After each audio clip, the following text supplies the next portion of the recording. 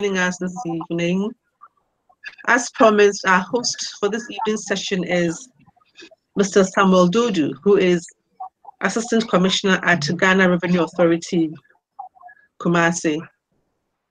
Hello, Samuel. Good evening. Thank you for joining us today. Thank you for having me. Right. We have a few questions for you, but would you like to say something about yourself very briefly before we proceed?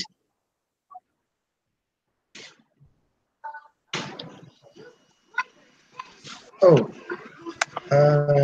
I'm currently Assistant Commissioner of GRA in charge of Kumasi. Some oversight position for the northern part of Ghana, administratively. Basically, that's what basically assessing and collecting taxes for the nation. Okay, thank you for that. Our first question for you this evening is, what does Ghana Beyond Aid mean to Ghanaians? I know this is something that has been...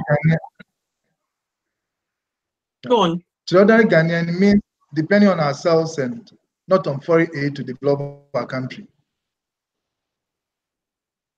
That's what the ordinary Ghanaian understands.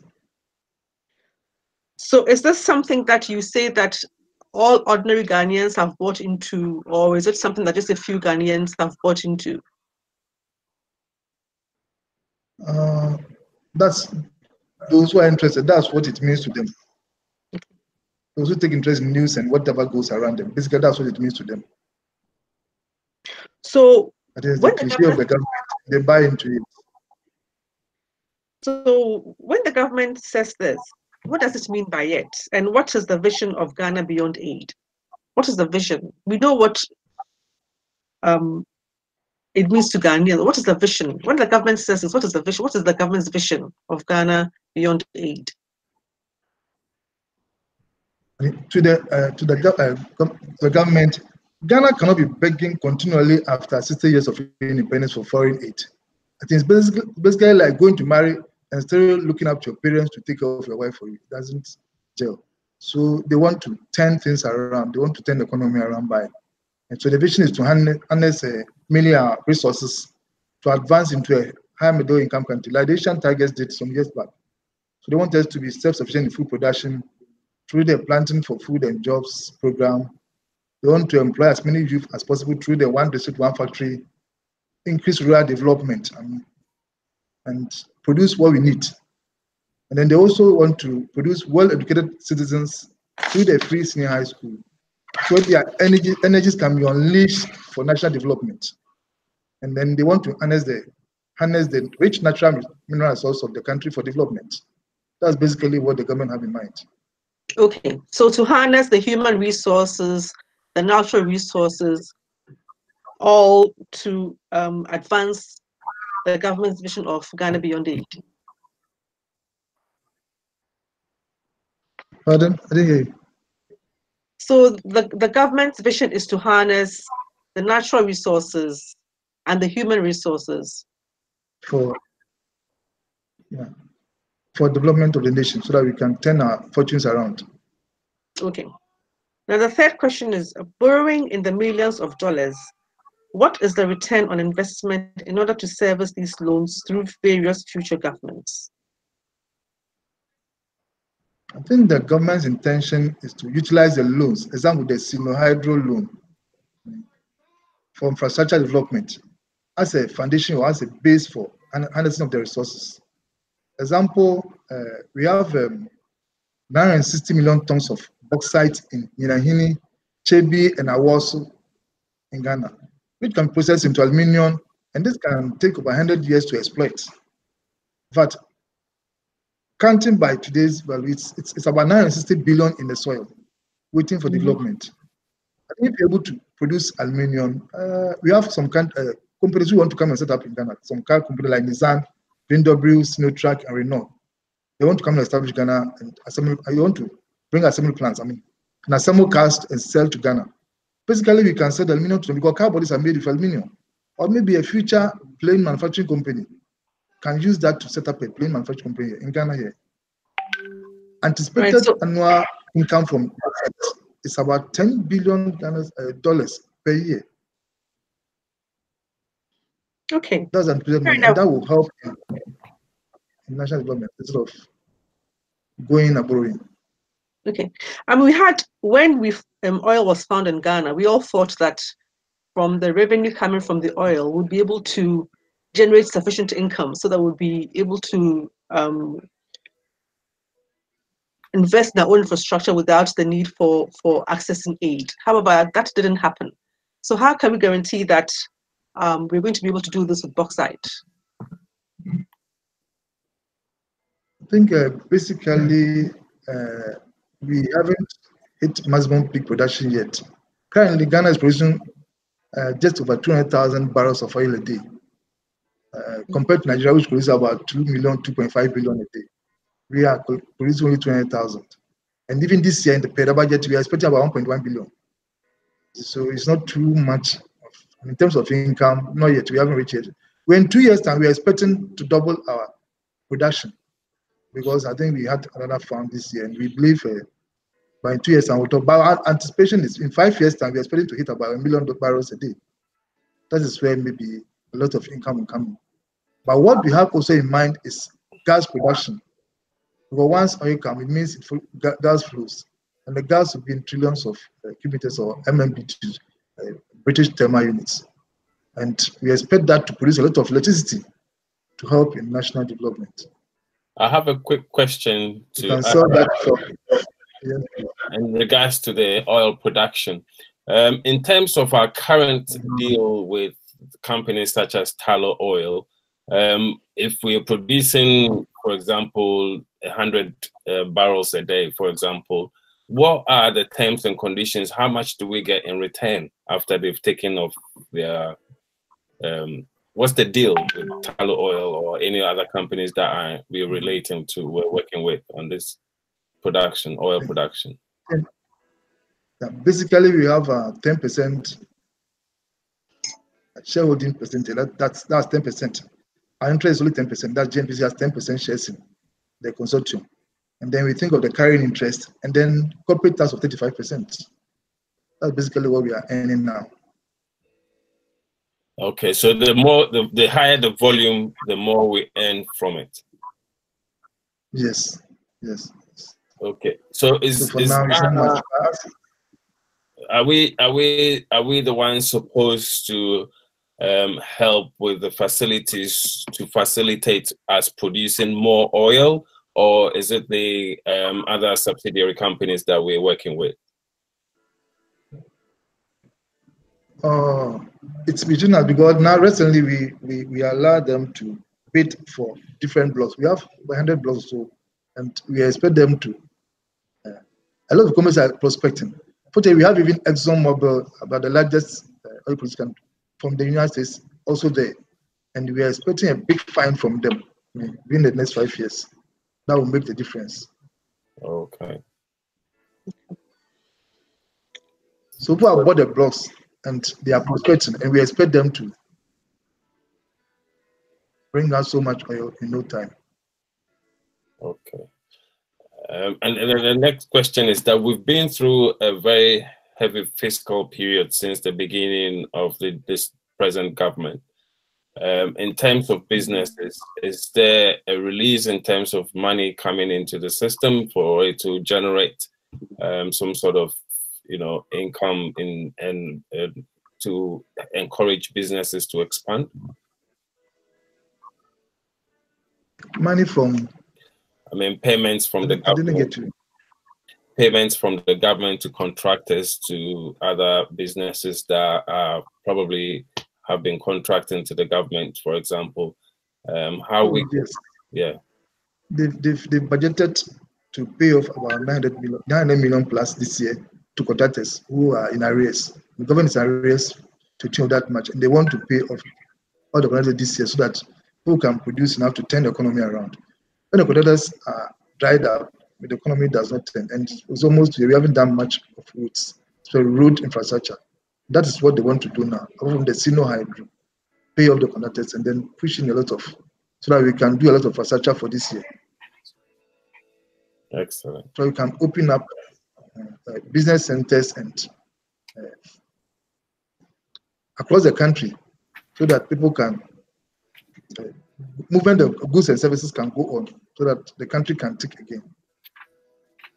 Okay. The next question I have for you is, what is the calculated risk on the debt that it won't be repaid as planned?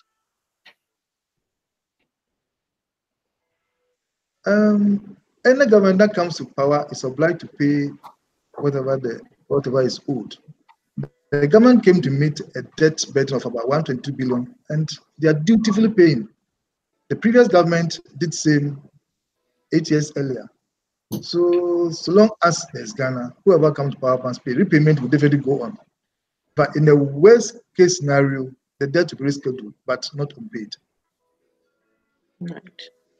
And with respect to the risk, the loans have been obtained to regenerate the economy, including infrastructure, that is roads, electricity supply, water plants, etc. How are these going to generate funds to pay back the debts?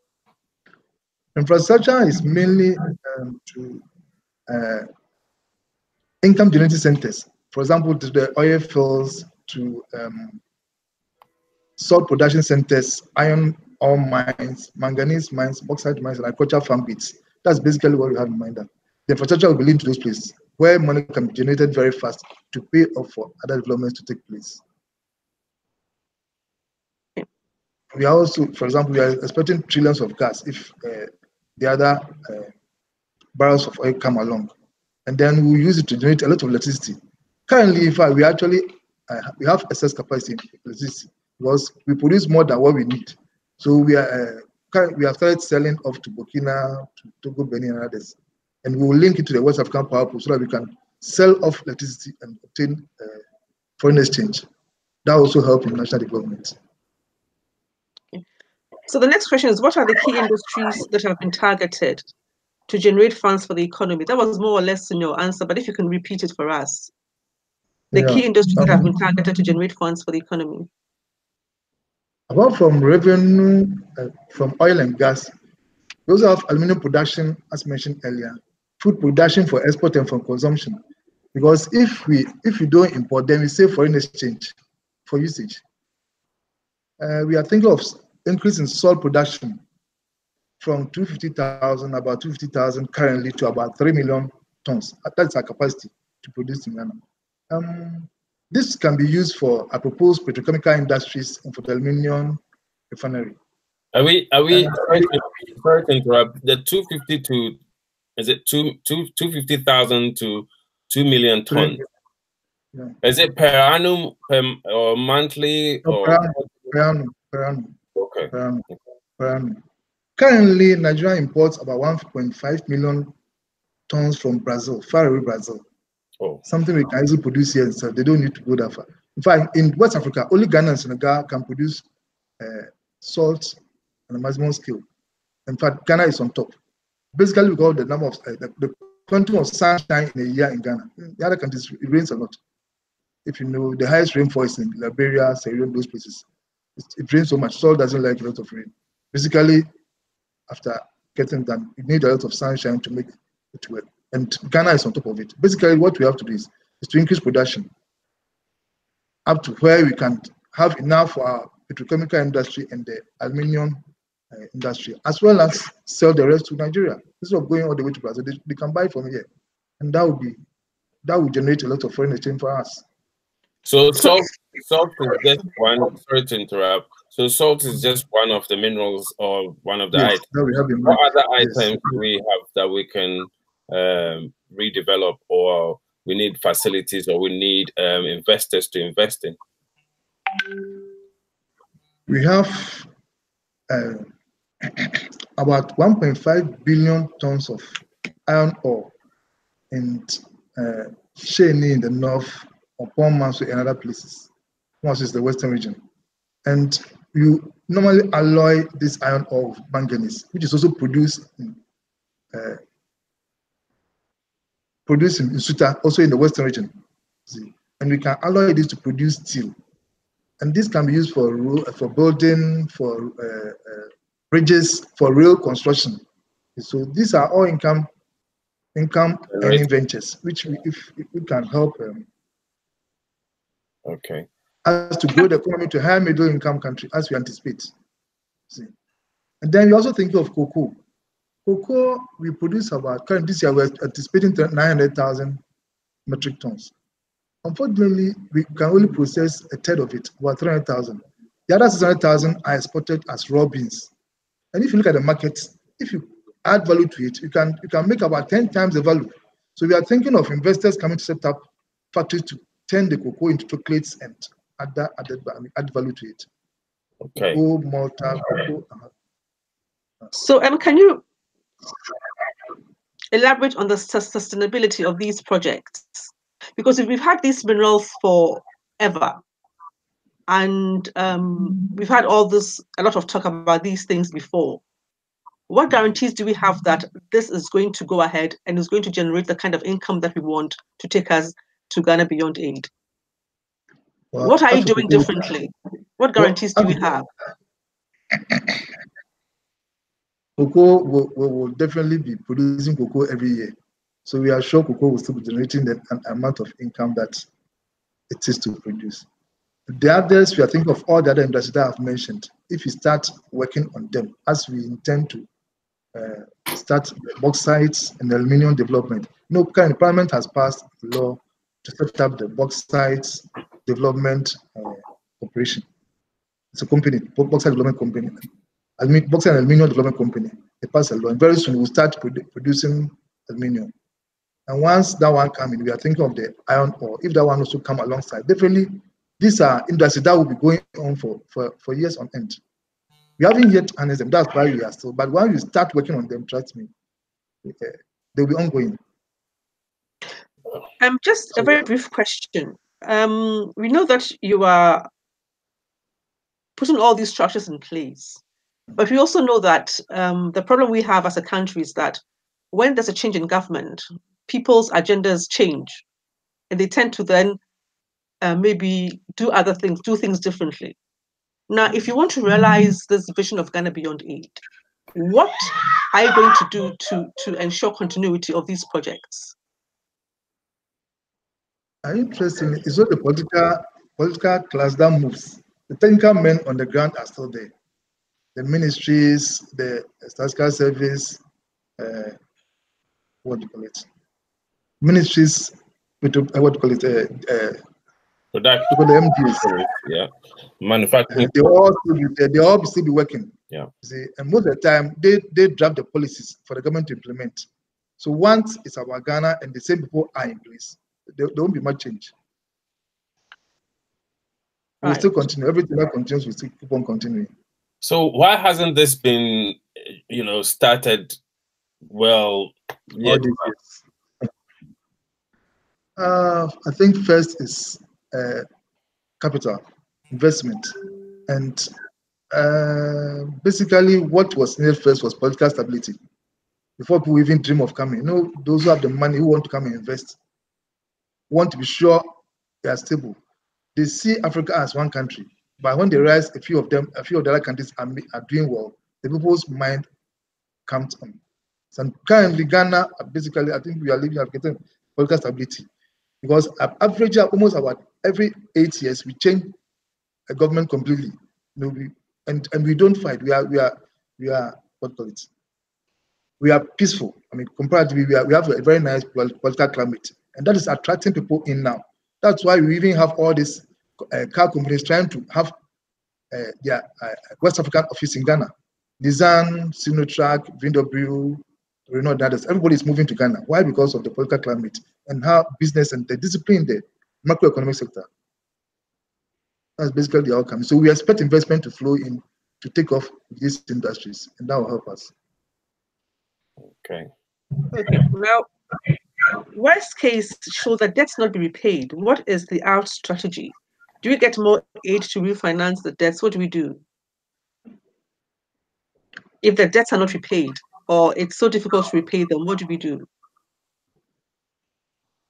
So, for example, if all these projects that are going to be in place to finance all these debts, if for the sake of argument, some of them don't happen, and so there's a shortfall, how are we going to finance the debt? Do we have another strategy? Do we have a contingency plan? Or a plan B or something. I think the worst case scenario would be rescheduling the debts.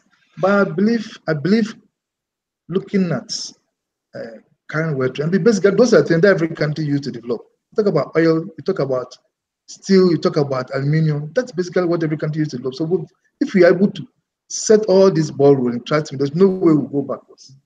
We always have money to run the country, and we have enough to pay our debts. But the problem we have as a country is that we have all these resources, but we are never able to generate enough income from them. And because we are not harnessing them, now we must harness them and then start working with them. There's a lot of money in the soil. So is money being pumped into these projects then? Is that what you're saying? Yeah, a lot of regulations, a lot of are going into in readiness for investment. The Ghana itself has not got that money to invest, but we expect others to team up with the government or come in as investors on their own to help in lifting these things, lifting the country up through these investments. We have sorry. So we are appealing to Business Link and others to help us. I mean, let's propagate this message across. Let's see a few people pull resources together and come on. And some of us ready here to help them to set up these businesses to turn Ghana around as a model for the rest of Africa to follow. Yeah, that was one of the key areas that we wanted a bit of clarification about, because we have investors, people that are really interested in investing in Ghana. What they need is the reassurance in terms of who to tend to, who to speak to, and how to go about doing these businesses legitimately. Would come to that, but with recent turnaround in terms of what's happening in the country and all that, we're very aware of it and we're very interested in it. So at the end of this session, maybe we'll ask you to tell us a bit more about how to trade with Ghana and which authorities to speak to, and so that we get the right information and the right people to speak to about it. So it's quite important that you mentioned it, and we're very interested in it. The next question is, how is progress in repayment measured? For example, will there be a public report on the state of the debt of the nation with graphs and trends versus remaining debt, so that the general populace, should they wish, can access independently of how well or otherwise the economy is going and possibly project how good its progress? So is there a way that the ordinary person will be able to find out for themselves how well things are going? Every quarter, the Monetary Policy Committee meets. Another economic management team. They meet and then they assess the economy. And then a press conference is done and press releases are issued to the public for us to measure the economy and all other economic data made available. So, but you see, in the Ministry of Finance, I know that of Ghana website, yes, we displays all information, all relevant information. Go to Ministry of Finance website, go to Bank of Ghana website, and these are all information. Now, Parliament is supposed to pass a bill this year at this sitting. That's the Right Information Bill, and that will allow the public to access any information they need to know. I know that you mentioned that because the engines are in place to bring these projects into fruition, and that if there's a change in government, things are still going to go ahead as planned. We know that the reality is that sometimes these things don't happen. When there's a change in government, people come with a different agenda, certain projects are stopped and things like that. Now, if you want continuity, you've got to have the public going with you. The public have to buy into your vision. So when you're putting all this information out there, how do you explain that to the ordinary man on the street who will not be able to read financial data? How will you explain to them how well the economy is doing? For them to have confidence that the government is doing something. How will you do that? Well, it's a lot of education, a lot of information out. And you're surprised the ordinary man is aware of inflation and those things. People here, the dollar is changing. They know all those things. Parity of the dollar to the city to the dollar and all those things. People get to know on the ground. Yes, they So know are not. that. Yes. But that is not a positive thing, because you know that the cedi is falling against the dollar. What they need to know is, in spite of all that, these are the things that the government has in place. So don't be disheartened by the fall in the cedi. It is only temporary. We have all these things in place, and in fact, this is how well we are doing. How do you let the ordinary man understand this? Because if they don't understand it, they will take the view that the government isn't doing very much, and come next election, they might not vote for the government. Because the government needs continuity to be able to follow through all its plans. So how is the ordinary man going to understand what you're doing? A lot of publicity from the government itself, from the ministry, department, agencies, and everybody, information services department, and everybody makes circulation information. It's regular on the TV, on the radio, in the news, everywhere. They just, the more people buy into it, the more they are ready to help the government to move forward. Okay, the next question is, how will the impact of industries be used to determine their effect on economy? What yardsticks will be used? I think the question will be, are Ghanaians satisfied with the industrial product that are being churned out? Or are the investors satisfied with what that they're getting value for the money that they have invested or employed? That is where the impact will be first. And then the yardsticks, the statistical service, they present monthly report on industries, inflation, and other sector indicators and their impact on the economy. And they are the people who do the assessment for the public to know. Every month they come out for us to know what's going on in terms of macroeconomic indicators, inflation, whatever, everything. The growth of GDP, everything is the foreign service that the statistical service that does that. Every month they do it. They let the nation aware of whatever is going on in the economy, so people can read and assess and know what's going on and the impact on the industry and everything. But that is not the reality, isn't it? Because when you speak to the ordinary person on the street, they don't seem to have much of an idea of what's going on in the government. All they know is that the cedi is falling, money in their pockets has reduced, things like that. But they've got to be able to understand all this, and they don't. They don't. Well, the educated ones know, so it's up to the educated ones to impart that message to the unfortunate ones who are not well educated in terms of inflation, and they only know about the parity of the cedi to dollar. And sometimes when the dollar cedi parity goes up, they appreciate it, they see it. No, that is easy enough to see. I'm just saying that they need to be able to understand the complexities, and it has to be broken down and simplified. Maybe So now the who government does has that? Who's going to to do that? fund the information service. Maybe the government has to fund the information service to go out with the vans as they used to be those days to propagate this message for a lot of people to get to know.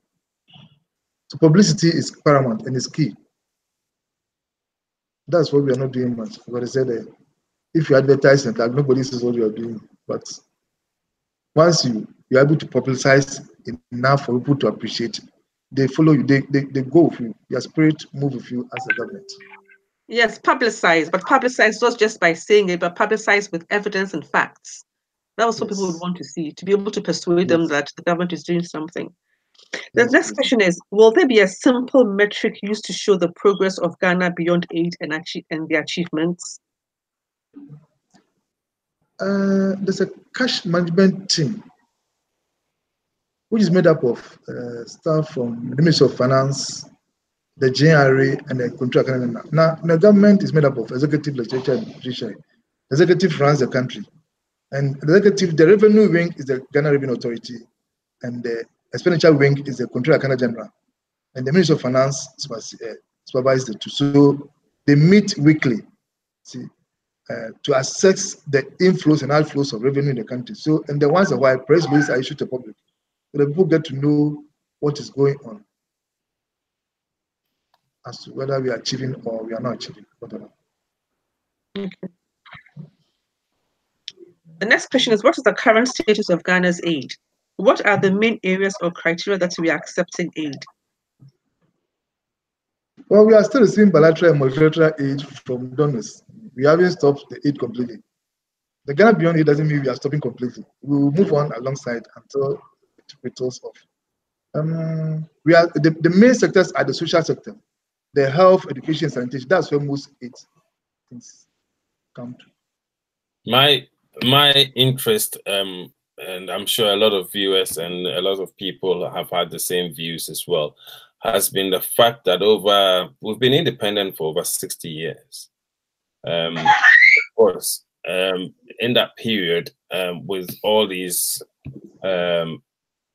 facilities, with all the minerals, oil, cocoa, agricultural products that we have, we should have been at least able to redevelop our country to a better extent. Why has this been a problem to the extent that we are actually getting aid from abroad? I think we haven't sat down to the basics. We haven't gone down to the basics, and this is what is the basics. That's what we must go over. Maintain around. For political stability has disturbed from independence. I mean, if there were change of government, coup, this, that you were saying that whoever comes change over. Now we are stabilizing, and this is a time that we must come back to the basics of using our own resources to turn our fortunes around instead of relying on others to feed us. This is a time. This is a time where politically we are stable, we are settled, and this is about the time that we turn things around. Fortunately, we moved to the middle income country, middle income status, and now nobody is giving us concessional loans again, and aid is gradually dwindling. So this is a time we must think of what to do next to turn our fortunes around. It's a wake-up call, and it's important for us. Okay, it's understandable. And on top of getting aid, we are also getting loans from the IMF. Why should we be doing that? The IMF is a kind of discipline. The economy was not in good shape, and we needed them to be behind us to set the parameters well. For example, the macroeconomic indicators. See, and currently we are able to discipline ourselves, said that we are on track. Until then, we're not too, but now we are on track. We are able to discipline ourselves. We are able to under the tutelage of the IMF, we have become serious and purposeful, and now we have streamlined things so say that the economic indicators are better now. They are in shape for us to take off. Okay, so right. So in by the end of just 2 years, 3, 4, 5 years, we should see some progress. Definitely. Definitely. Yeah. And the next question is, on the rebased GDP, our debt to GDP falls to 57.9%. However, the real issue is sustainability. We are told that state salaries and interest payments take up over 60% of the revenue we collect. Don't we run the risk of running into serious headwinds if we don't curtail our borrowing? Also, given the situation, there's very little left for government infrastructure investment. How can we grow at above average rates? So basically, a lot of the money that we get is used to serve as interest payments and then salaries. And there's very little for government infrastructure. So how do we deal with this? How do we correct this? You are right. The debt is about 172 million, 172.9, and per GDP is about 7.9. Yes, salaries are budgeted this year to take about 19.4 billion. Loan servicing about 18.6 billion. So total about 88. We have the total revenue of about 58.9. So there's little space for fiscal management, like you were saying. So what we have to do is to increase tax revenue. We have to do a lot of tax education with some amount of legit support from the government. We must be able to go out, office to office, shop to shop, factory to factory, whatever. Make sure we mobilize as much revenue as possible, so we can move our GDP, tax to GDP ratio from 30% currently to about 20%, which is the average for some countries in Africa. And as for the developed world, they are even above that percentage. So now it's up to us to move ourselves from 30% to 20%. That is what we intend doing now. So have you got Revenue a mobilization. structure? So have you got a structure or in place to be able to capture all this tax revenue that is floating around that has currently eluded the government? Do you have a structure in place to do that? Yes, yes, You yes, do. yes, yes, yes, yes. All over the place. In fact, at the point we didn't have the numbers, but now the government has brought in the NAPCO personnel to help us. A lot of graduates who were not working, who were unemployed. Now we've the government had employed them under the NAPCO program, and they have been shared amongst us. GRA took almost 10,000 of them, and they've shared among the offices. And we are going to move because a lot of the informal sector, a lot of them were not actually paying taxes, and we have to move on shop to shop, like say office to office, factory to factory, shop to make sure we mobilize as much revenue as possible for the government. But it might not be so difficult in terms of offices because there's a paper trail of people working, then how much they're earning. But you have, The problem is the informal sector, the market sector, and the shops, the small shops. How do you target that? Yeah. That's why we want to move shop to shop. We are not going to move crisscrossing, but we are going to move. We target an area. We make sure we tackle every single shop that we are showing everybody we forced to pay. The question I have about that is, which is a good idea. The only problem is, how do you know the actual income, whether they are, cost to revenue, whether they're making enough profits to be able to afford these? And if they're new businesses, don't you think that would discourage people from setting up businesses in Ghana? No, we have various ways of weighing what people. We do a lot of research on the market. Our research department do a lot of. So they have what is industrial average by the market research. A particular sector will have a particular range. So we'll have a fair idea of what each and everyone is supposed to pay. Okay. So what you're saying is going to, for example, a store that sells lace, they will all have a set amount that they would have to pay. Yes, a particular range. Average, we know what a particular industry, what an average person pays. So if somebody has a similar shop and one is paying 10,000, one is paying 1,000, then there's something wrong. So maybe through the account, something, audit or something, would reveal why one is not making it. Otherwise, reasonably, they should be paying something around the same figures. Okay. There's been a lot of questions or rumors about government agencies not paying their taxes, and a lot of foreign businesses not paying taxes. Is that correct? And if so, why is that? What they normally talk about is some of them are giving tax exemptions. Right. Yeah. But are the tax exemptions favorable? No, it's favorable for investment, but not to the tax office. Because some people must be baited. I mean, I don't know. Investment is flowing across, and to bait some people, you have to give them for some to come into a particular field. So there you don't tax them. But along the line, they have to open up to tax. For example, the free zone, when you are exporting about 70%, that generates foreign income, so we allow you to. And once your 10-year ends, you must start paying. And now some people have left the free zones, they are started paying. Those who have finished their 10 years, we start taxing them. Okay. So the plan is to attract investors by the rebate, and then once they start being profitable, then they pay the taxes that they're supposed to pay. Okay. Good. Or your term of holidays end.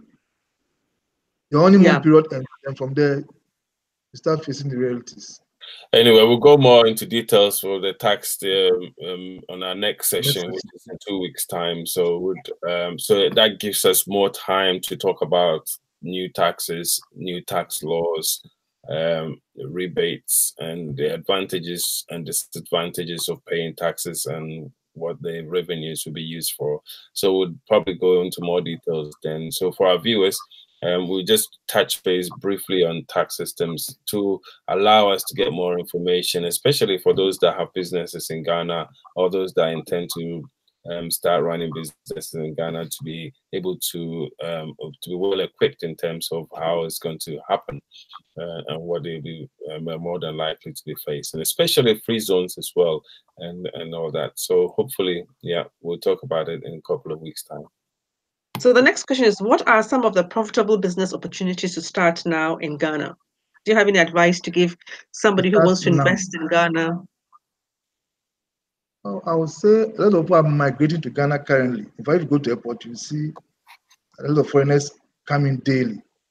And then we're also expecting this program of, this year is 400 years since slavery began. And they are also supposed to, a lot of people are supposed to migrate here for a tourism festival relating to that 400 years of slavery. And we are expecting so many people to come to Ghana. In fact, a lot of other businesses in America have even touched me. Some have come and they just came to taste the waters. Others are going to plan and come. So I think the food industry is one. If you want a quick investment, the food industry is one. Hotel and related industries. And then a building of apartments. So because some people are migrating and they want to stay. Or maybe they want to rent a place to stay. So a building of apartments is another quick way of making money currently in Ghana. So the food industry, the hotel industry, and building of apartments. This is an immediate one that comes to mind. In terms of building, that requires a lot of capital, doesn't it? I was just about yes. But if you want to make money, you need capital to attract capital. Well, but true. Yeah, okay.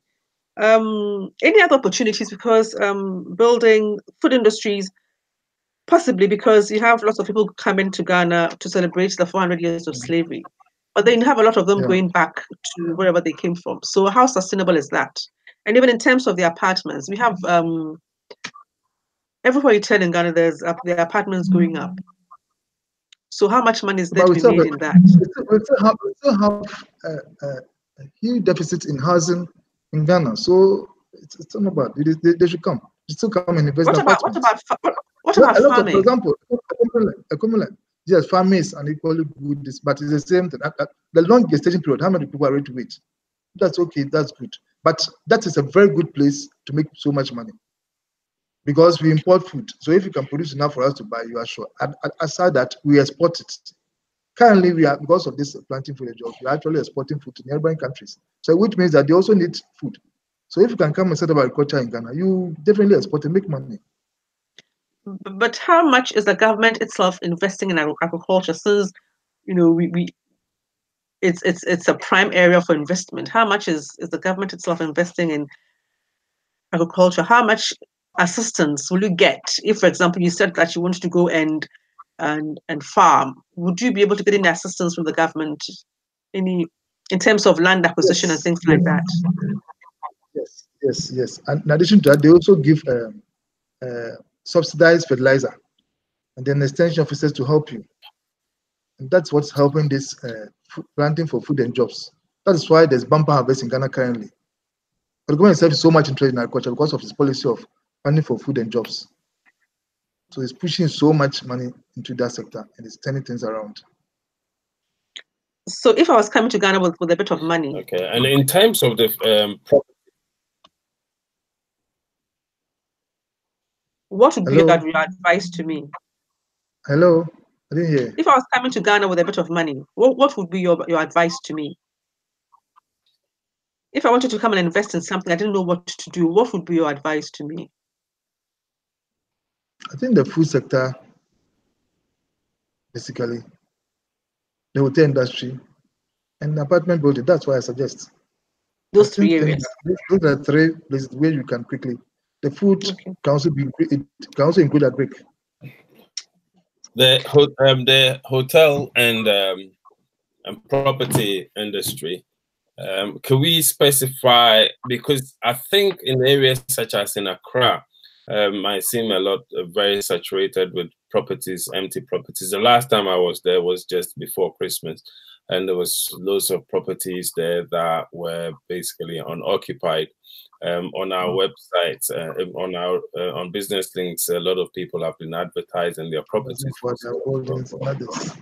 So would you say that outskirts, more or less, a good chance of basically putting up apartments and houses in the outskirts of Accra, or? I think the pricing had been one of the problems. I think people have overpriced some of the properties. If they can just drop them down a little, they can still make the market. Because regardless of most of them want to make as quick profit as possible and take their money away, so they overprice it. But if you come to a reasonable price, I believe people are ready to occupy those buildings, and you will make your money in no time. As a long-term property, long-term investment, not necessarily you keep your money within a day or two and running away. If you have a long-term plan, and you can be sure Ghana will be peaceful for a long time. So if you have long-term plans, it won't be difficult to do that and still make your money. Most of them have overpriced. The initial people price it at a high level, and people followed, and people are still keeping it there. By instead of dropping the prices down, I believe some of the prices go down. They will attract some people into those buildings. Okay. So apart from the property, agriculture, is there any other industries, as you've mentioned, that you think there are a lot. For example, I mean, like this one. There are areas that need a factory to tend to affect. Places are producing mangoes and they are getting rotten. Somebody can set a factory there. Some people are producing oranges in a particular area. You go to we have lime factories. We have producing a lot of lime. Various areas, tomatoes in Akumadan and others. Someone can say a small they'll be producing puree. That is something significant. And the market is there.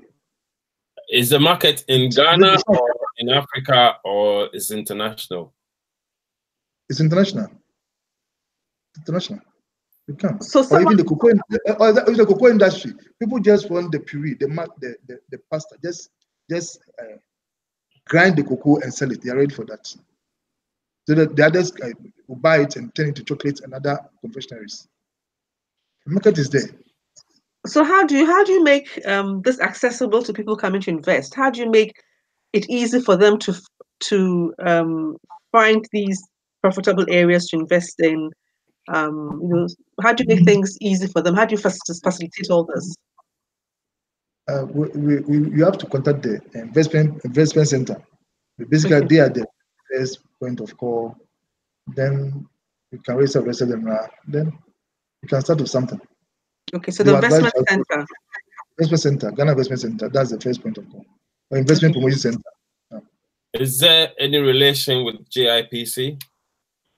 That's the GIPC, Ghana Investment Promotion Council, Promotion Center. Okay, because we have members from GIPC on our forum, but they hardly speak, they hardly say anything, they hardly advertise, they don't even mention any investment opportunities in Ghana. So with them going so quiet, how do they expect people to know what's actually needed in the country? That's the question. So we need to find a way. Well, maybe like currently now we have to push them to advertise a lot for people to know. And not only that, not only investment, but they have a way of they recruit repatriation money back to your capital or even the profits in any currency through the Bank of Ghana. And it's easy to get your money back. Yeah. There's no restrictions by their law, the GIPC law. There are no restrictions. You have the right to invest and get your profit and protect your money back with no sweat. No, okay, correct me. I didn't understand that. So GIPC how do you mean? There are some countries who it's difficult when you invest the repatriation money becomes difficult. But here it's easy to repatriate your profit back through the Bank of Ghana. The Bank of Ghana rules just pass and then you can repatriate your money back by the GIPC law.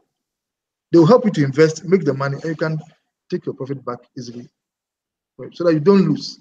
People are always afraid they are coming to invest money in Africa or Ghana and they will lose. No, you will not lose because there's a way of getting money back without getting then lost. But the issue, the problem we have is actually trying to invest in the country, the people to speak to, how to set up a business in the country itself. and how to even run the country, the business in the country. That's the problem, the main obstacle there, because there are people who want to come in there to start something, but they don't know who to speak to, they don't know who to turn to, they don't know even who to trust. That's the problem. Currently, there's a minister for business development in the place of Ibrahim Mohammed Alwa. The government has set up a ministry for business development. So you can come straight to a ministry, and the minister ready, and there's people ready to help you, so that you know what to do. Okay. Help you without having to grease palms? Because that's another problem that we have. I think basically, yes, you don't need to. You don't need to. If you know your way out, there's no point. Anybody cajoling you into part of anything if you know your way out. Straight.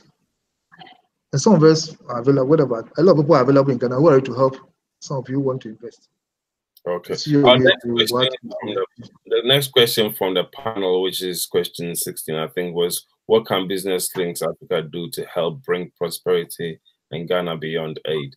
So in your own words, I mean, because we're discussing this, that's the only reason why. Sorry, Barbara, that I jumped in about that. In your own words, what do you say about this?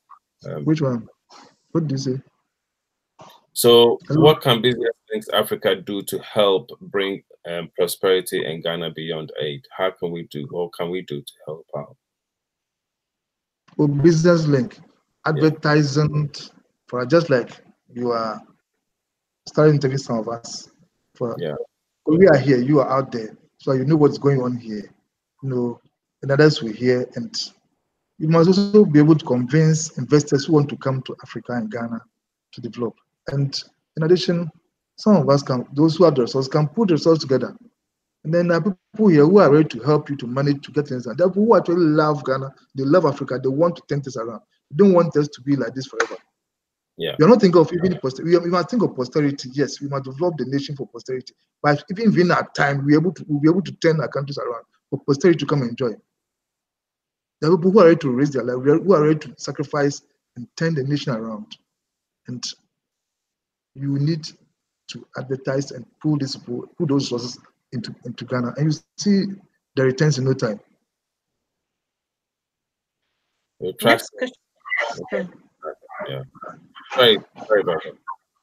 Okay, so basically what we need to do is just to advertise and put the word out there. Yes. That's what we need to do. And convince them that it should come, because the ground is fertile for that. Yeah. Yeah, you know, you're putting your credibility on the line when you invite people to come in. So you've got to make sure that when we advertise and they come in, you know, they don't get disappointed and then blame us. No, they won't. Okay. Next question is, will current aid-funded projects be abandoned or allowed to run off? No, they won't. Okay. I think we allow them to run. They allow them to run their attempts. The aid will dry off along the line as we develop. Because we are thinking of moving from the lower middle income to higher middle income. Definitely, as you go up, others are not ready to help you again because the rights were maturing. So currently, we are even not entitled to concession loans because of our middle income status. But now we must go in for commercial loans. So we are looking at turning things around. So all these projects that we have that are funded by aid, are we really going to be able to wean ourselves off aid? Because we have so many projects that we are doing with aid. Are we going to be able to wean ourselves off aid? What I'm saying, with time, they will fill away. Naturally, a time will come, people will not even be ready to help. And we must also know that developed countries who are actually giving us aid are equally struggling with their economies. So time will come, there won't be enough to give to anybody. So we must think beyond what happens. That's basically what Ghana Beyond Aid is also about. We shouldn't wait for them to dry off, then we are left in the middle. No, we must start planning as to what happens when it dries up. Naturally, some of the other countries are equally struggling with their economies. So what time frame do you think would we be able to do this? to be able to win ourselves of aid? What time frame? We are thinking of something beyond 5 years and above. Not immediately, but maybe 5 years and above. Yeah. So hopefully 5 years and above, all the projects that are being put into place will be able to generate sufficient income to be able to fund all our own projects without recourse to aid. Also. But for now, the attempts will be allowed to run through. Most of them have particular terms of completion. So when it runs out and the person doesn't bring money, it doesn't end. You won't bring anything. So you think of how to move on with your life. That's why we must generate money now so that we don't run into trouble tomorrow. That's we know we know what needs to be done. The problem is actually doing it. Having a roadmap that leads you from point A to point B effectively. That's the problem that we've had all these years. Yes. Question 19 is, we have just enacted rules around fiscal responsibility, and we are also looking at a Ghana Beyond Aid. So if there's a funding gap, who will pick it up? What do you say? We have just enacted rules around fiscal responsibility, and we are also looking at a Ghana Beyond Aid. So if there's a funding gap, who will pick it up? I was telling you now we stabilize macroeconomic indicators. Now the IMF kept teachers something, and we don't want to go backwards again. We keep on going to IMF because we keep on making mistakes. Now we don't want to go back to IMF again to make the same mistake. So the Fiscal Responsibility Act is to keep us disciplined. So I will work anything below a fiscal deficit ratio of 5% to GDP. But we don't go above it. But the moment you overspend, you run into trouble. So now we must check ourselves, so that we don't go over it. Now we are thinking of, so this is a check on discipline. And we expect our GDP to be maintained above 8%, 8% or more. That's what we are thinking of. That should be consistent or rise above it. Now, if that happens, it means the fiscal space moves along with it. And then we will not be found wanting. And mind you, Ghana is going to grow, will definitely grow and grow fast. We're not going to be at where we are. We intend to speed up as quickly as. Let the president tell you that he's in a hurry to develop the country. Definitely, the vision and the aim is to speed our process of development. So the government, I believe the government is committed. They are their purpose. I mean, they are eager to turn things around as quickly as possible. So if we see that the government now says that we need to borrow more money than we thought, what do we do to them? I'm sure it will go for good cause.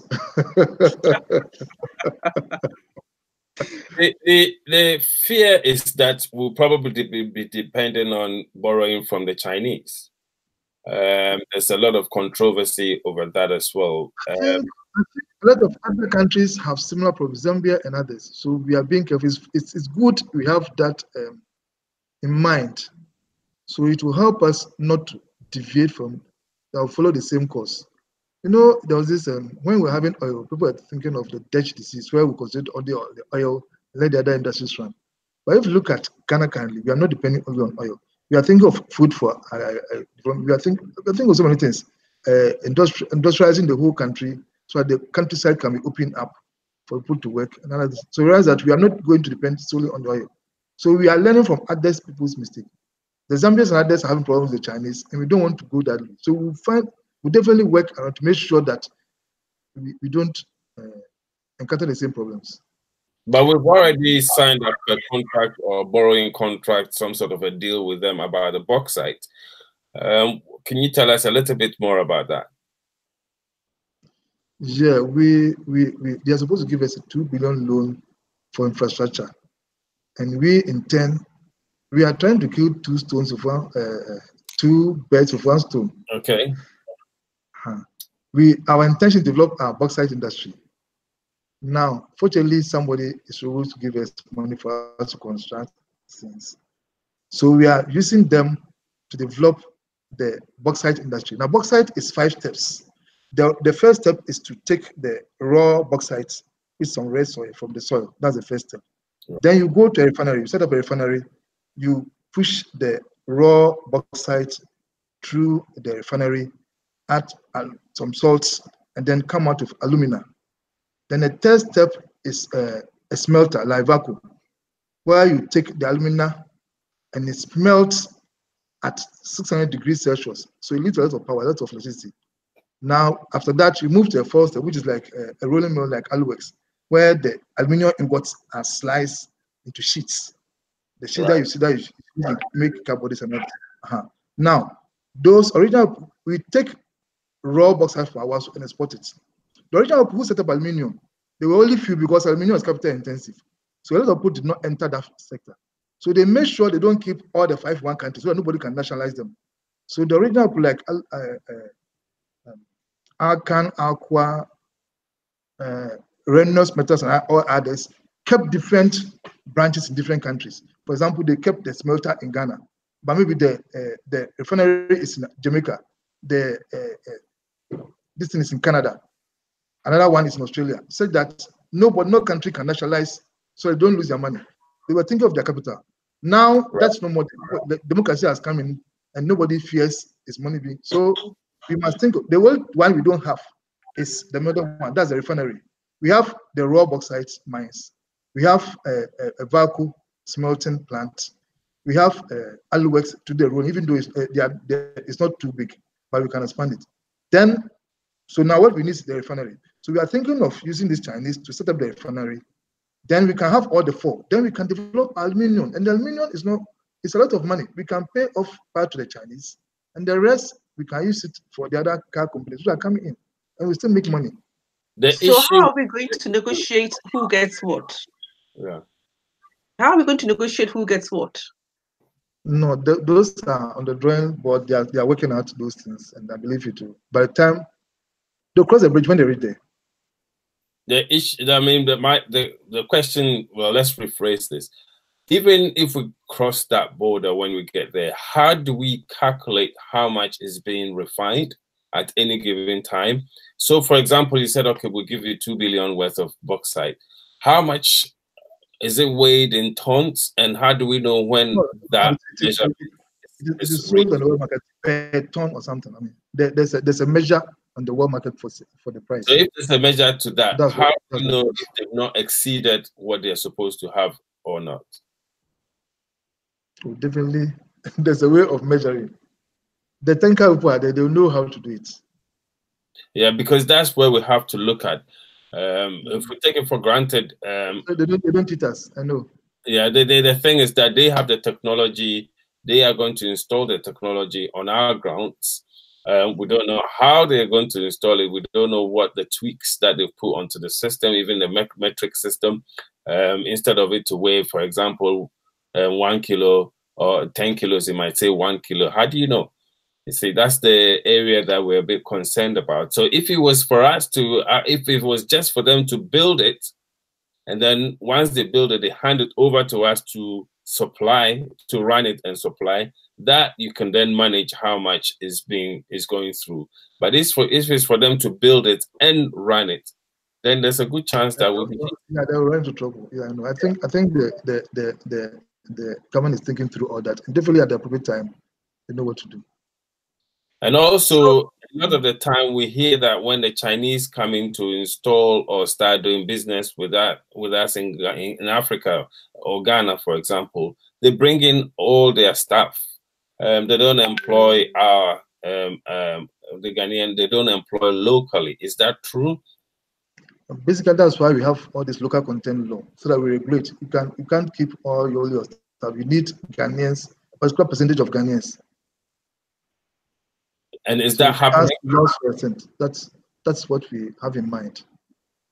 But is that at what level? Are they going to be able to train them so that they can take over, or are they just going to keep them at the bottom so that we always need their services? Do you follow? Yeah, I understand you.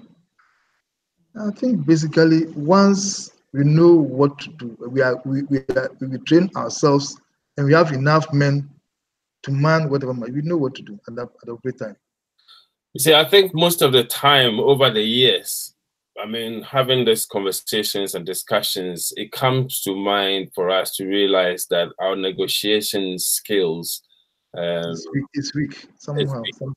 Yes, because that's why we're always begging, because we're so eager to take the money, but we are not thinking about the consequences and, you know, how the accountability and who's responsible for what and all that sort of areas. So hopefully from these discussions, we would be, you know, addressing these issues, and hopefully I mean, again, we have the experts at hand, experts in terms of all industries. So if it's an issue of having the right people on the negotiating table, yes, we have people that are actually working on those even now here in Europe and all over the world.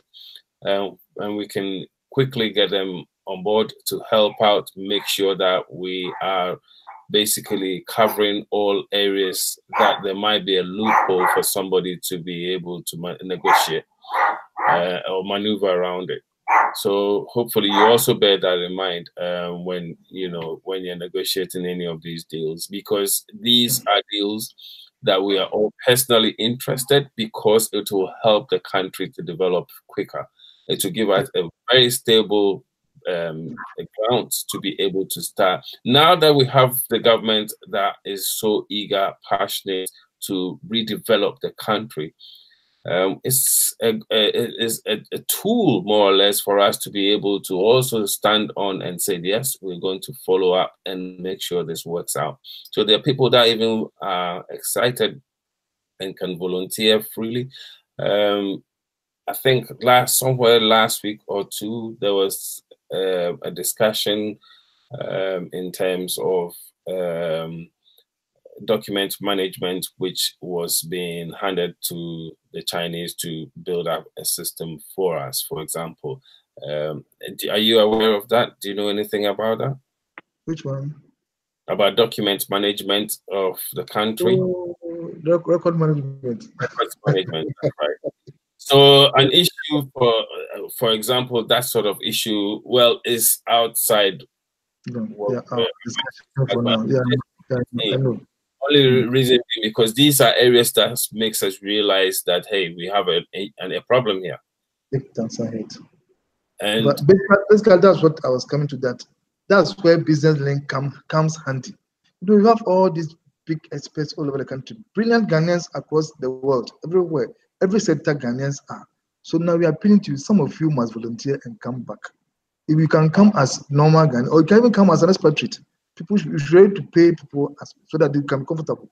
And some of them, you know, the Chinese are taking their people to America to learn their law. Why are they doing that? They want to look at the lacunas in the law so that they can, when they're going to negotiate with Americans, they know how to negotiate well. You see, so now is about time that Ghanaians and Africans in the diaspora think of home, how to also come and help our governments to, as technical consultants, whatever, to help in negotiating some of these things. Because, like, if you're not careful, we run at a loss when we don't have capacity to face them. And some of you working with them know what they are. And it's better to come down to help us to negotiate better with some of these foreign companies. Sometimes people want to go back, but they are frustrated because people think that they're going to take their jobs. So they're not welcome. So they are frustrated. That's number one. Secondly, I think that the government needs to have an expert. One of from consultants, I mean, like, this business is good. Let's come out of a package where the government can borrow from you. I mean, negotiate. Some of you are sent purposely for this assignment. If someone is coming purposely for this assignment, there's no way you say it's taking your assignment, you're taking your job. And if you are going to kick somebody from his seat and sit down, that one, maybe some of them may be scared because maybe you are far more qualified for the person. It means so that might be the problem. And otherwise, seriously, if you are very, very good guys coming from, I mean, somebody is coming from, for example, the World Bank to come and work at Bank of Ghana, who will say we won't agree that you're going to take which place? No. Well, if you're local, you see, and the person has learned so much, is coming with ideas to come and things like. So let's see a way of maybe a consortium or something. So that once a while, this group can negotiate with the government, brings the particular type of people for the particular type of assignment. And that one, and the person is paid specifically, the person can be paid as an expatriate. Well, I think that the government should be able to on negotiated package. I think that would be better for the nation. Okay, we'll discuss that. Of a win-win situation. Yeah, we'll discuss that, and we'll find a means around that, because we are desperate to help, and we're desperate also to bring in good ideas to be able to generate a better Ghana, and very quickly. We have the experts on hand on here, right here at business. That's my personal opinion. I think it is worth it. Yeah. So I mean, the government too should also reach out to people and say these are the kinds of people we need, and if you have the skills, can you come and assist us? The government should also reach out to people. Yeah. So basically, there's an office of a director of the diaspora in the office of the president. I don't know if you can. No, he's also on the platform. He's on the platform. Again, we're saying that we have these officials who are all sitting there very quiet, watching what's going on. We encourage you all to basically voice your opinions, update us on what's going on. The reason why we are on this particular platform, rather than going to build a website or whatever, is because we can update each other instantly. When a message is sent across, it broadcasts to everybody. You can see it instantly. So there's no person in between trying to stop the other person from getting information. Everything is live, everything is transparent. Nobody is keeping anything away from the other. So we'd encourage you as well to bring in the officials, so that from time to time, this should be a platform where we can brainstorm what's actually happening. You can even throw in questions. We've had a few discussions behind the scenes. You remember, and which is also part of the reasons why we have these sessions. The reasons why we have the sessions is to encourage people to talk about the industries, that their expertise and the challenges, so that we all learn from that. And then because one of the main problems we have as Ghanaians is that we don't talk. We are very quiet. Everybody is on, but doing that, we don't progress. We rather regress. That's why it's taking us so long to develop. So, like I said, Babs, please, I believe most of you should read, because those who are afraid of are very few. I believe there are not many. So if people are coming down to help, I'm sure people will be happy to see. We're more than happy to come, Mr. Duodu. We're more than happy to come, but there should be. I think there should be an open some sort of a dialogue that would generate people's interest, for us to know that, okay, this is the area that we're going to talk about, or this is the area that we are having challenges with. And also for people to, because there are a lot of consultants here. We've got doctors, surgical doctors, we've got banking and finance, we've got lawyers. Barbara is a lawyer, as you can see. I work for the records management industry, marketing, and a whole host of people here. And these are Ghanaians who have been outside the country for almost about 20 years, working as experts all over the place. And they come in with a whole heap of knowledge and skills, and that they can help trust our country way forward. Like I said to you, one of the areas that we should be looking at is the negotiating table. It's a very important part, because now, as we can see, because of Brexit, because of Trump, there's a lot of interest in Africa. A lot of countries have now realized that there are resources in Ghana, there are resources in all other countries. Ghana is a stable country. So this is the time that we've also got the government who's interested to bring in a change. So we are also happy to join you guys as force, but then we have to have a channel, a route that we can come directly to you guys. And then you also can come directly to us. And then we can have these quick discussions, brainstorm how we're going to move forward, bring the team in quickly, even if it has to be a day or two just to come and renegotiate stuff. We can do that very quickly. It's not a problem at all.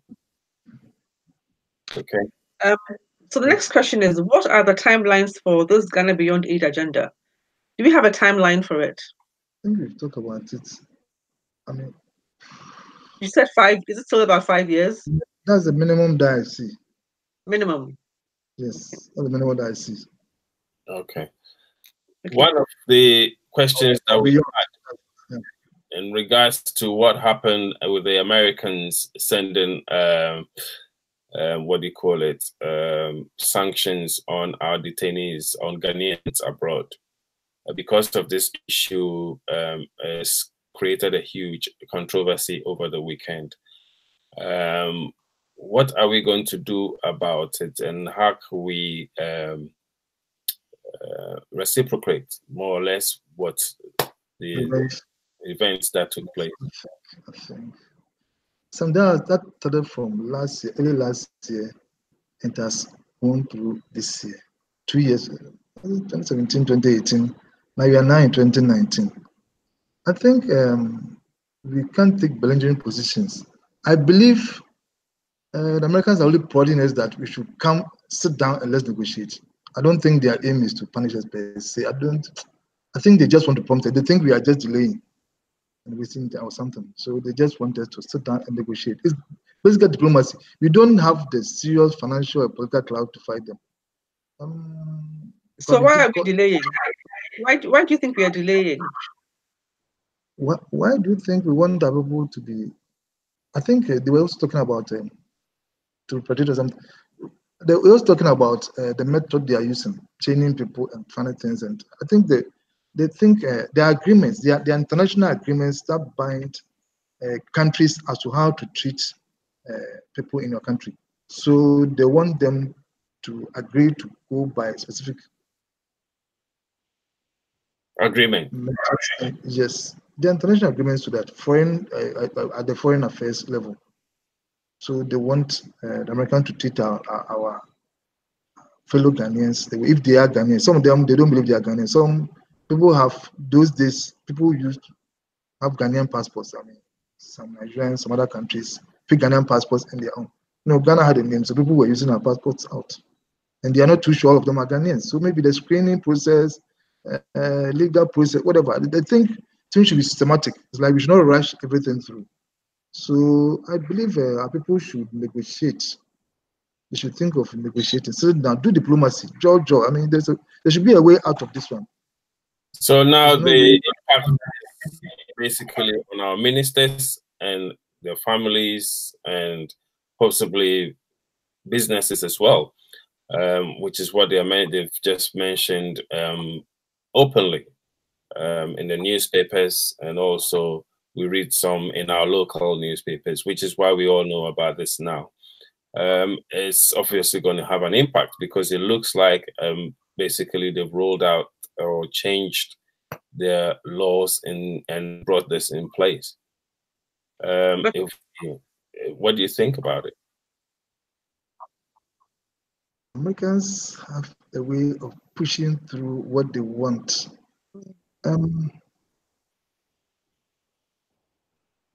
For example, if you look at what is delaying the government?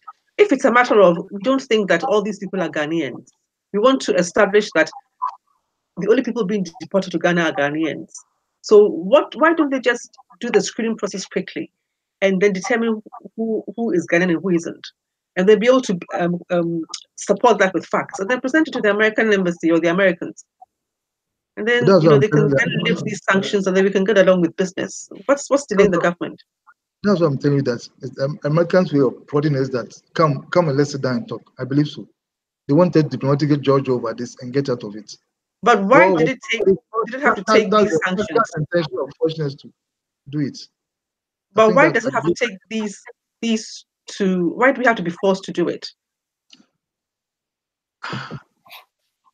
Ghanaians are, to me, as I see it, to me, Americans' best friends in West Africa is Ghana. So the intention is not to push us to the wall, but to prod us to sit down and talk. I believe that's that's the intention. Okay. But they've taken those measures. They've actually brought it. But that will force us to sit down. Pardon? That will force us to sit down and talk. That will force us to sit down and talk. Okay. So can that be revoked then after the Why talk? not? Why not? I believe yes, in the yeah. I think so. I think it can be. Yeah. I think so.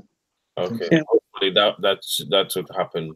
And of course we don't want any sort of gaps or difficulties or even more challenges on top of what we are already facing, especially with the American market. It's a very good market to work with.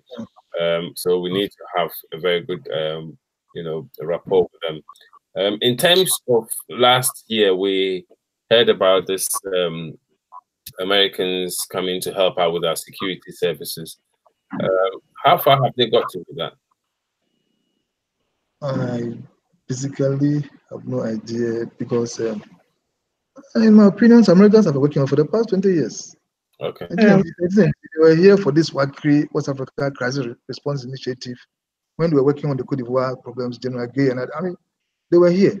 And they have been here all these years doing a lot of things. So basically, I think it's ongoing. It's something that it's because of the confidentiality of it. I think they can't bring it to the public. But behind the scenes, they are working. Yeah. And the final question we have is, in light of the recent events at the Ayawaso West Wagwan by-elections, forgive my pronunciation, between the NDC and NPP parties, and the aftermath responses heard from both leading political parties, what do our politicians think of we the people of Ghana, advocating for a total ban of all vigilante groups embedded in all political parties? What do they think the implications of such incidents at the by-elections due to potential investor confidence? And what are the remedies in place for such things never to ever happening again anywhere in our country? No, not only the politicians, but I think the whole should think like that we should just disband these political vigilantes or whoever they are. I mean, this kind of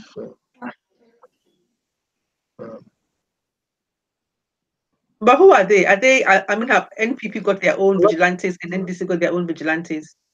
Which is, to me, I don't see the point. Look like it's been waves for some time, but it's going on. So I think it's about time the two parties, the Peace Council, the chiefs, religious leaders, others should just we all sit down and dissolve these things. And then the security must work itself.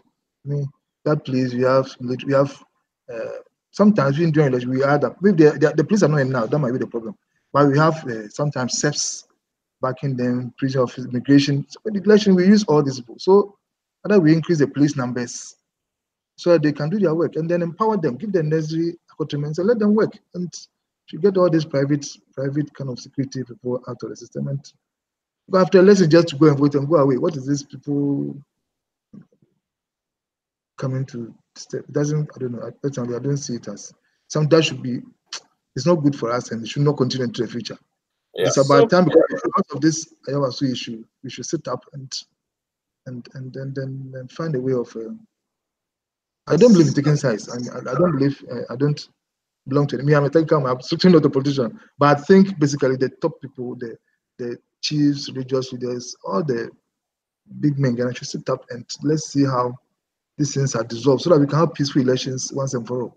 It's about numbers. You just go and vote. When you can't, whoever wins. That's why everybody move forward. There's no point in making it look like without winning, somebody would die. I mean, that doesn't make sense. Thank you so much. It's been a very good evening having you host us tonight. We've learned quite a lot. We now know that there's a dire need for investors and entrepreneurs and business development in Ghana. We also know that we are needed by the government and will be followed by the government, or we will be supported by the government where necessary. Do you have any closing statements to inform us? Well, conclusively, I would say, partially appeal to that. Ghana indeed is a geographical miracle. But therefore, entreating all investors to start heading towards here for maximum profit, a peaceful environment, and an all-around summer atmosphere. We just opened our new international airport, the Terminal 3. Possibly that's the latest in the world. We are constructing a second international airport in Kumasi, which will be commissioned next year. In the course of the year, they will cut the sod for the third international airport somewhere between Cape Coast and Takoradi because of the oil industry. Okay. Then the fourth one is supposed to be at Tamale, which is still being worked on. Please, most of you are Ghanaians and Africans, so I appeal to you that Ghana led Black Africa to political independence, and Ghana must lead Black Africa to economic independence. To end, I would like to paraphrase Martin Luther King. This is a journey we are all embarking on. Those of you who can fly, please fly with us.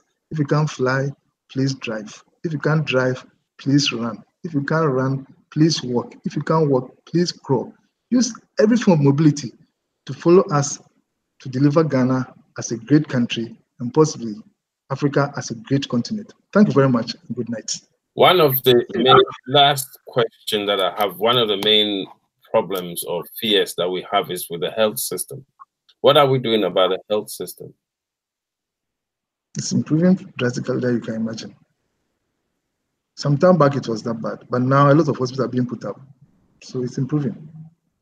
For example? It's improving. And a lot of people have set up private hospitals. And recently, some doctors outside, like you and they came that they want to set up hospitals in Ghana. People are coming. Their private hospitals are equally good like the public hospitals. And most of the hospitals are still good. We just recently put up the Accra Rich Hospital and others. And a few other very, very good international ones are around. And somebody also put up one around the port, the Meridian port people. I think last week, this month, there's a nice one to around the port, which has been put up. How affordable are they? Oh, Ghana rates are always low. Trust me, it's far, far cheaper than outside the country. We know what happens in Britain. To the Ghanaians in Ghana, how affordable are they to the Ghanaians in Ghana? In Ghana, the government has this health insurance to cater for a lot of the diseases that help those who cannot afford. But those who can afford move to the private hospital and they are treated well. So health-wise, it's not like some years back. Currently, it's very good. Okay. And is the NHIS thing still working for the Ghanaians? Yes. Oh yes, it is. It is. So are they able to use that facility? A lot of people use it. They're going for free medicine, free. It's like insurance that covers. Everybody pays. All of us pay. Some of us you don't go to hospital, but once you pay, they use the money to cater for someone. So it's good. And how about the rail service? Which one? The new rail service that is being rolled out. Wow! I wish we can come and see it. I think somebody put some on the thing. Somebody put a few on the. Well, we haven't seen the updates so far. So is it possible you can send us?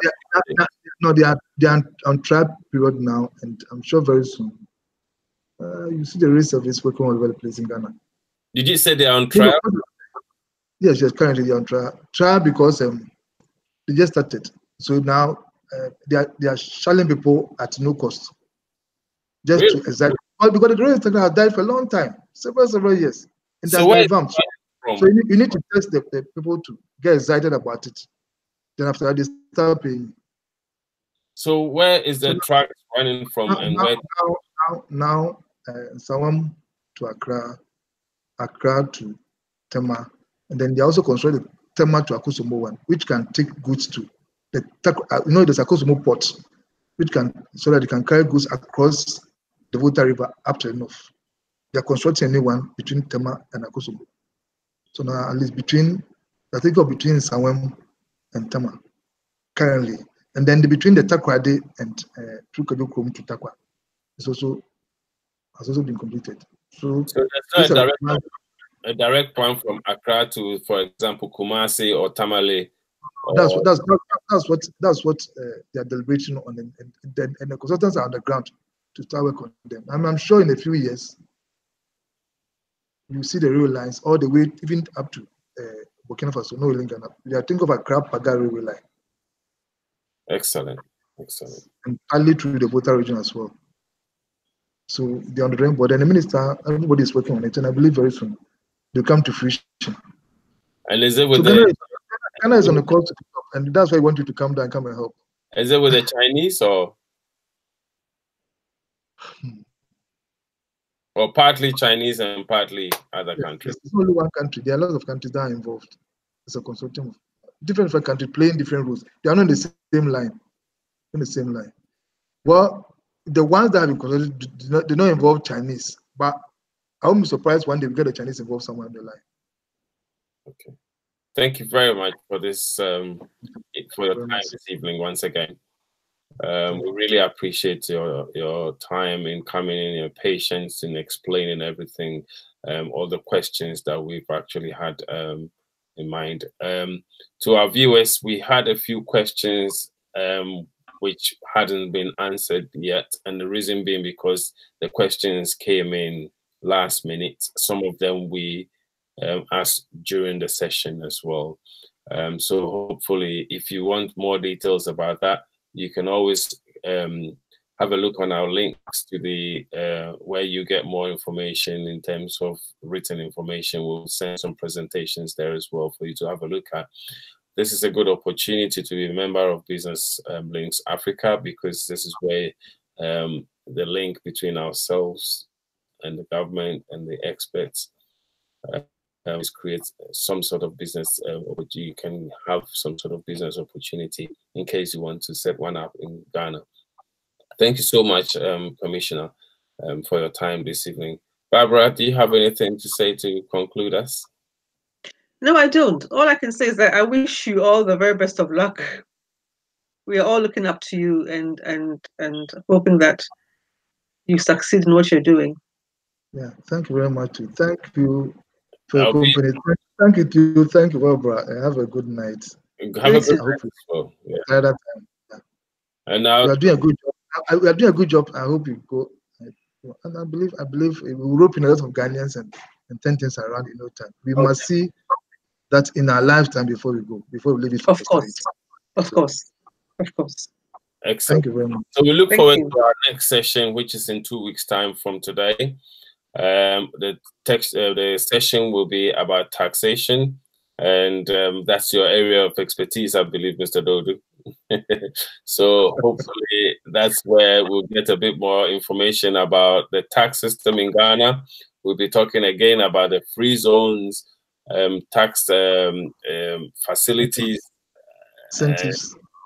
Yeah, so tell us a bit more. Just give us a small gist about it, if you can, please.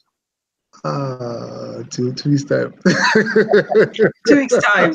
The man has talked enough. Thank you very much once again. So, bye-bye to all our viewers, and hopefully we'll catch up again in 2 weeks' time.